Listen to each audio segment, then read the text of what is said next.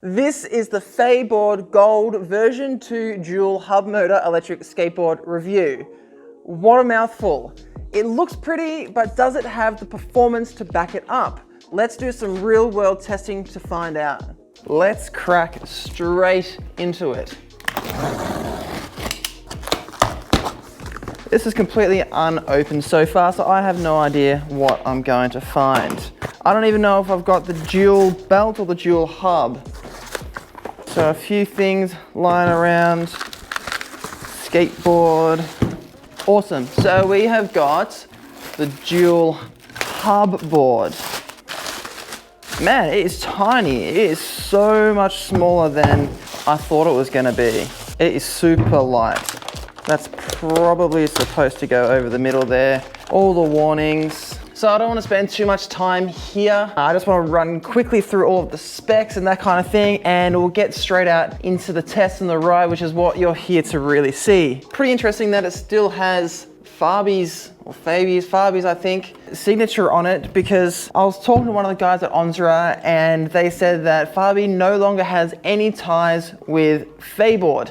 I wasn't sure how to pronounce this. I kept saying Farboard to myself over and over again. That is just my dumb Australian accent, but it is Feyboard. I did a little bit of Googling to figure out what it was called, and then I ended up emailing the company just to double check because I didn't want to embarrass myself. Anyway, the deck is super thin. It's very lightweight. It actually doesn't have the battery in it. I'm guessing the battery is in one of these boxes. There it is.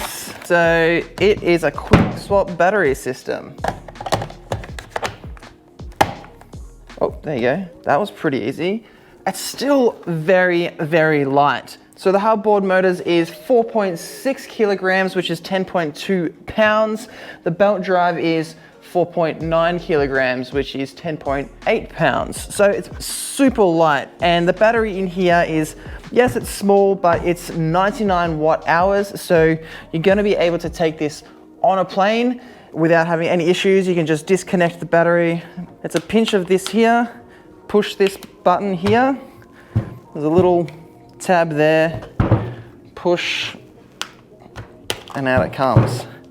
So it's pretty easy. This is actually an 86.4 watt hour battery, 6S2P, 4000 milliamp hours. So this battery is rated to get a range of 13.3 kilometers, which is 8.3 miles. So just noticed something else on the enclosure. This tiny little rubber piece popped out. It's to cover up the USB ports. There's no connector for this cat, so that's gonna probably pop off every now and then. We'll see.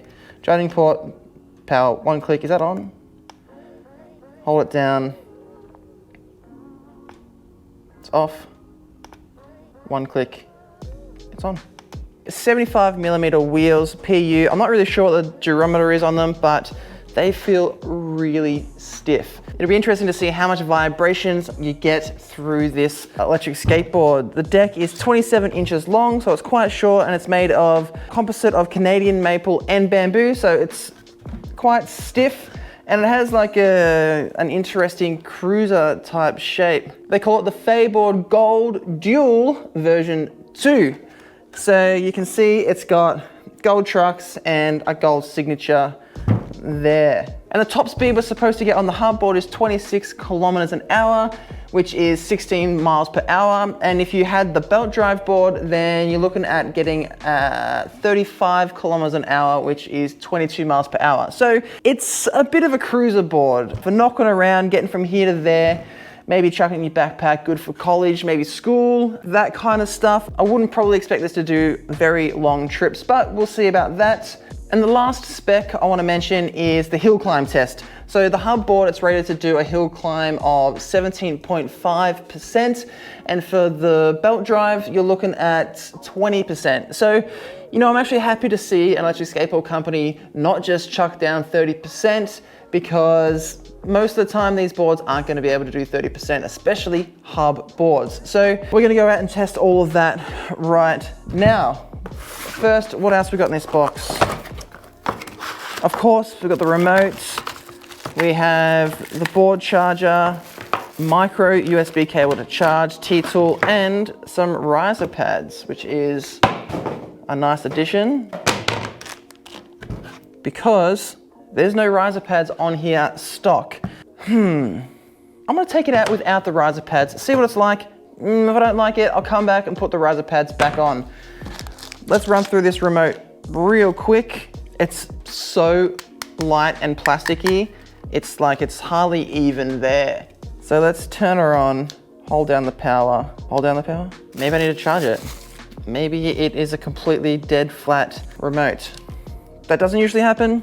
This is the first time I've experienced this, but I wanna go chuck this on charge for a little bit and I'll see you in a bit.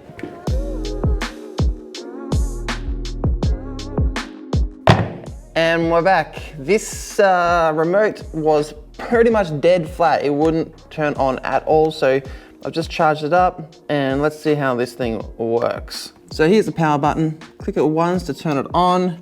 Click this button just once. It's got a nice little click sound and that should be on. Was that speed mode 3? The speed modes are on the side of the remote here. You can see it says L, M, and H for low, medium, and high. That's low.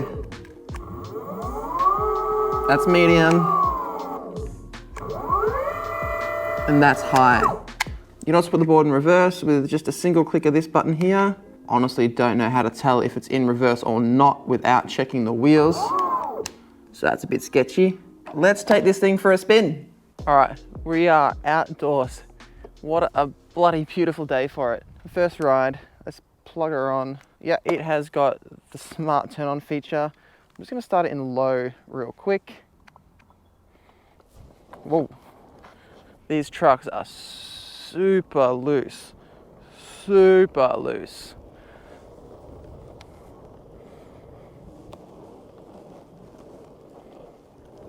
This is as fast as it goes in low mode. I'm not used to such a small board. Let's move it up into mode M. That's very, very cruisy. Oh man, these trucks, I don't know. I'm gonna have to go back and tighten these up, I think. Oh no, I brought my T-tool with me. That's the first thing I noticed when getting on this board is how loose these trucks are. You might notice that I'm completely padded up everywhere. Probably don't need the pads for this board, but after coming off the other day, I'm not taking any more chances. All right, let's boost this up into high mode. All right, I'm pretty sure that's in high mode.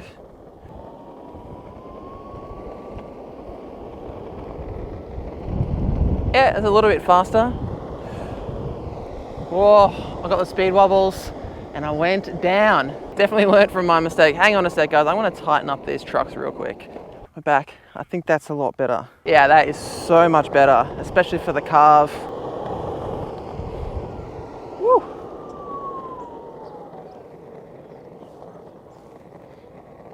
The brakes on this are quite jerky. Let's see if I can give you an example. Whoa.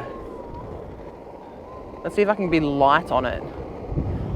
Don't even know what speed I'm doing. Feels like 25. I mean, it's good that the brakes are strong. You just need to be damn sure that you're ready for it. Otherwise, you are coming off. Let's do some acceleration right now. Ready, set, go.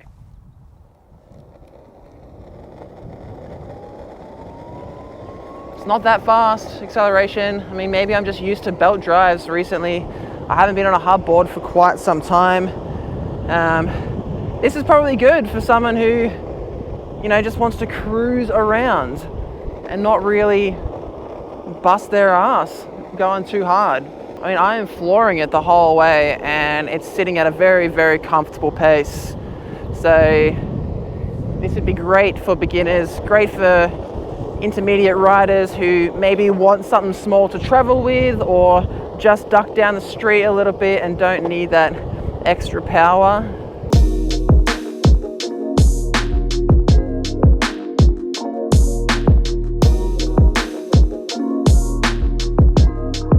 So if I hit the reverse function just by accident while I'm accelerating, I lose all power. I cannot accelerate until that board comes to a complete stop. So if that happens to you, don't come to a stop and then try to accelerate, because you're gonna go into reverse.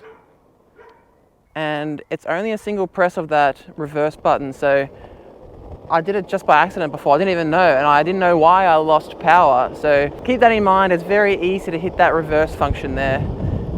It would have been nice to have a double click reverse or something like that, some kind of safety feature where you can't click reverse while you're accelerating, because it's just so dangerous. People get so confused about what's going on with the remote and they think it's some problem with the board. All right, so I'm gonna just keep riding, just see how far I can get in the range on this thing. I guess I'll catch up with you later on for the hill climb test. Yeah, all right, see you in a bit.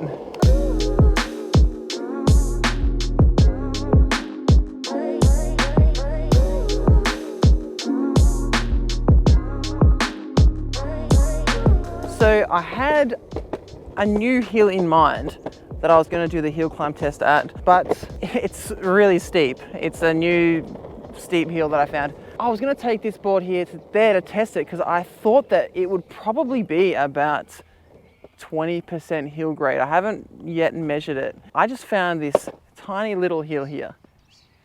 It doesn't even look like a hill. Let me show you what happens when I try to go up that hill on the Feyboard Gold Jewel. I'll get a little bit of speed up. It really struggles to accelerate up hills.